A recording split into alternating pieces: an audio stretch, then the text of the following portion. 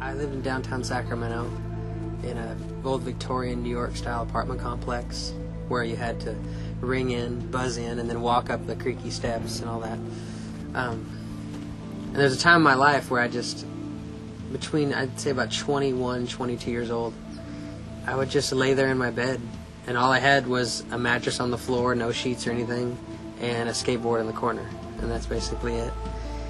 And I would just lay there and just cry and just wish I could die, and knowing that if I really wanted to do it, I could go do it, because I've always believed, man, if you could do, if somebody's done something, you can do it too.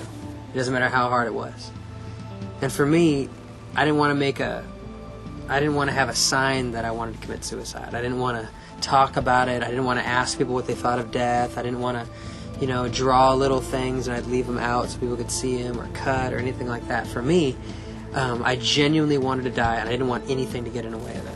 And so I spent a lot of time on rooftops. There was a rooftop in downtown Sacramento. It was highly accessible at that time. And I would just sit up there and just watch people as they, walked below me in the street. Nobody knew I was up there. There's that feeling of emptiness, I know you hear that all the time, but it felt like there needed to be something else there that wasn't, and I couldn't put my finger on it. I tried to target so many different things, like my dad wasn't there, my mom wasn't there, I even to the point where I couldn't land that one trick I've been trying to learn for 3 months. I mean, no matter what it was, there was an underlying sense of hopelessness that everything would feed in. And the more I tried to target and find out more what that hopelessness was caused by, the more reasons I had to be hopeless. And what I was really doing is it was this constant cycle, this constant downward spiral where the depression would be such that when I was alone, I didn't want to eat, I didn't want to really do anything. That was about a 9-month period. I would go and take a shower, and I would just sit in the shower after the water would just be turned freezing cold, and I'd just sit there. And then I'd finally just reach up and turn the water off, and I'd just sit there until the tub and me were completely just dry and just staring at the tub.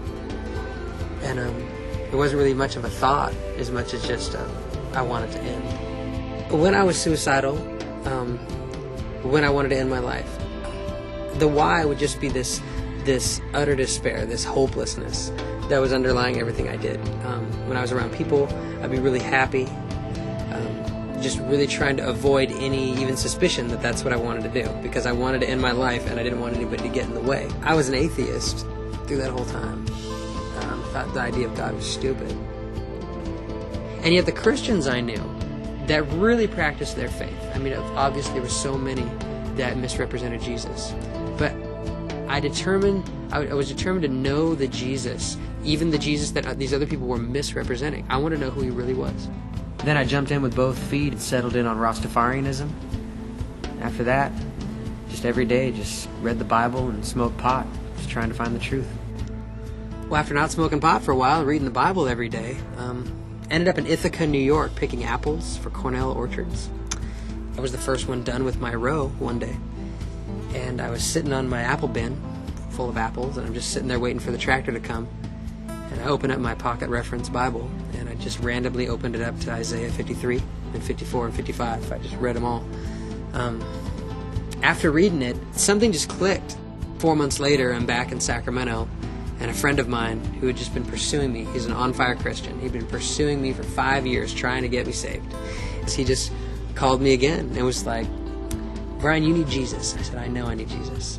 And he just told me, he said, no, I don't mean Buddha, and I don't mean Krishna, and I don't mean Haile Selassie, and I don't mean you, and I don't mean all this stuff. He's like, "I'm talking Jesus Christ, the Bible, nothing else, not Jesus plus anything else, just Jesus. That's what you need. That's who you need." I was like, "I know. I was just sick and tired of being suicidal, and I heard all these rumors about people who weren't. And so there's got to be a way out. And I wasn't going to give up." So I went to church, and that night, that pastor spoke so directly to my situation. It was unbelievable. The pastor said, "There's a voice that's just on the mic. There's a voice that's screaming in your ear to not do this. But you need to ignore that voice, and you need to come to this altar and give your life to Jesus Christ, and that voice will be gone. You pass the last row of chairs, that voice will be gone. And I just made a break for it. And as soon as I hit that invisible line of that last row of chairs, that voice was silenced, and I couldn't move. I just fell to the ground. And I crawled over to the altar, and I cried and cried and cried and cried, and I realized that he'd been standing there my whole life. Every time I've been talking about my life ending, every time I've been angry at anything, the good, the bad, everything, he'd been right there. Something started clicking in me to such a degree that I can't even imagine wanting to end my life. It doesn't even make sense now. I'm telling you, Jesus Christ has done such an amazing work in my life.